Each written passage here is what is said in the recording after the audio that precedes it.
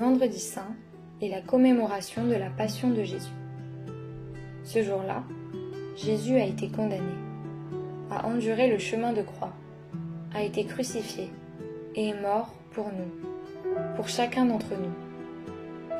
Le vendredi saint est pour de nombreux chrétiens un jour de jeûne et de prière, pour se rappeler de cette épreuve que le Christ a endurée. À l'époque de Jésus, la croix évoquait l'horreur et la honte. La crucifixion était réservée aux esclaves et aux bandits d'origine étrangère. Le Christ a accepté cette humiliation par amour pour chacun d'entre nous. 3 jours après sa crucifixion, il est ressuscité d'entre les morts, et la vie éternelle qui était depuis le péché d'Adam et Ève inaccessible aux hommes, l'est devenue.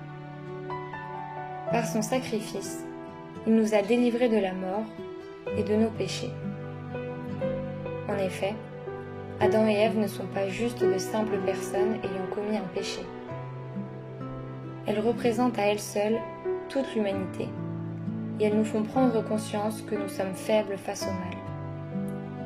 En d'autres termes, cela révèle la nature pécheresse de l'homme. Jésus nous libère de cette nature, en nous laissant accéder à la vie éternelle par le pardon de nos péchés. Le péché, c'est la rupture d'alliance avec Dieu. C'est ce qui m'enferme sur moi-même. Et Jésus, par sa mort et sa résurrection, vient m'ouvrir au monde et aux autres. Il y a 2000 ans, Jésus a vaincu la mort. De ce fait, il est capable de vaincre tout ce qui nous empêche d'avancer, même aujourd'hui. Il agit dans notre vie, si nous lui demandons. Il nous libère de la peur, de nos addictions, de nos peines, de nos problèmes et de toute autre emprise. Il faut lui faire confiance.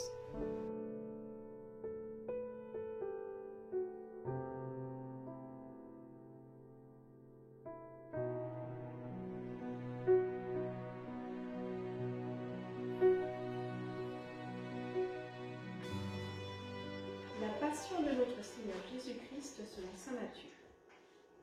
On fit comparaître Jésus devant Pilate, le gouverneur qui l'interrogea.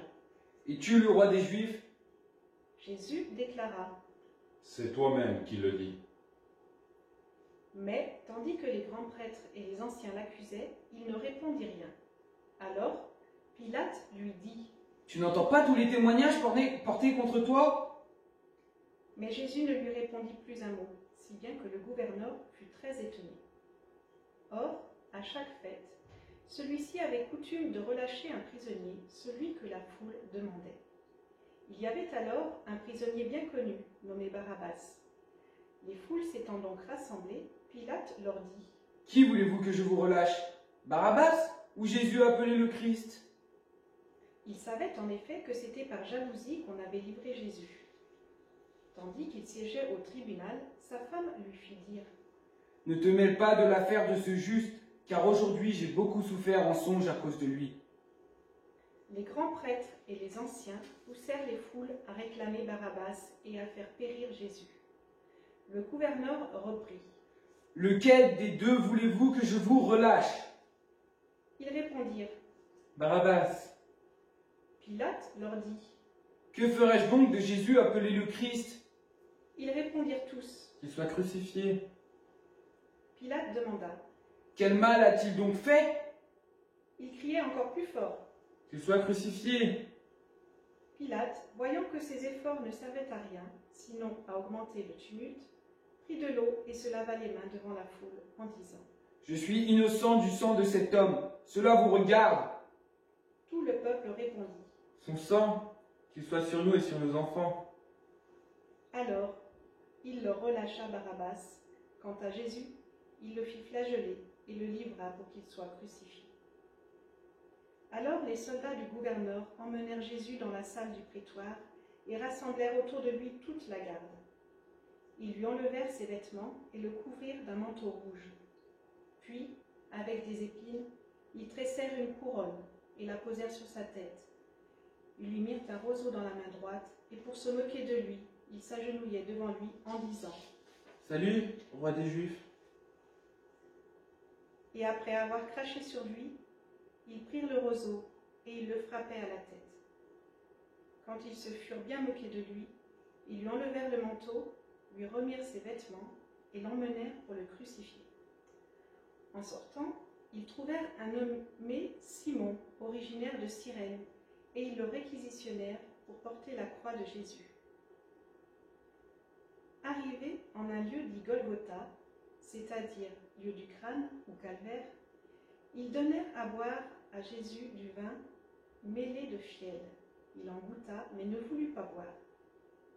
Alors, après l'avoir crucifié, ils se partagèrent ses vêtements en tirant au sort, et ils restaient là, assis à le regarder.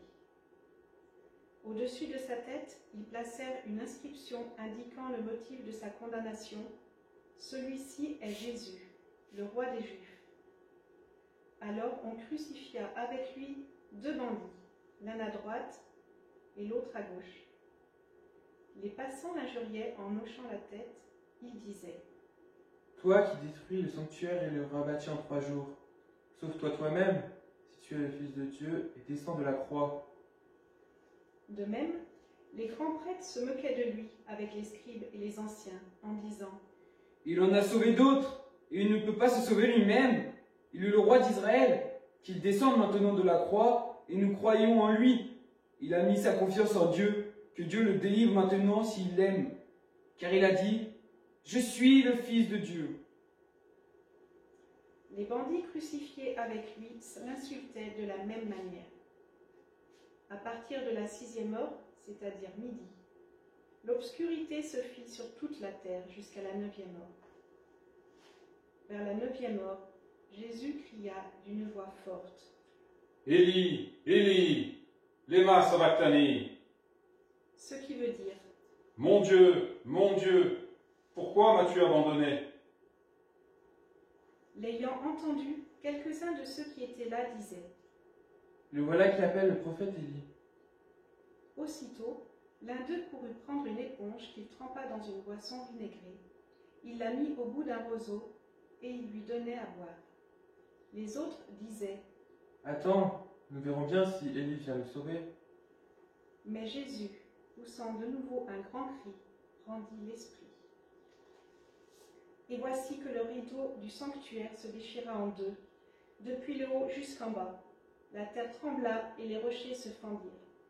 Les tombeaux s'ouvrirent, les corps de nombreux saints qui étaient morts ressuscitèrent, et sortant des tombeaux après la résurrection de Jésus, ils entrèrent dans la ville sainte et se montrèrent à un grand nombre de gens.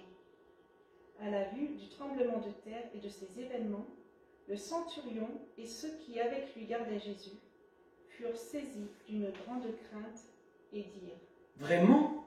Celui-ci était Fils de Dieu ?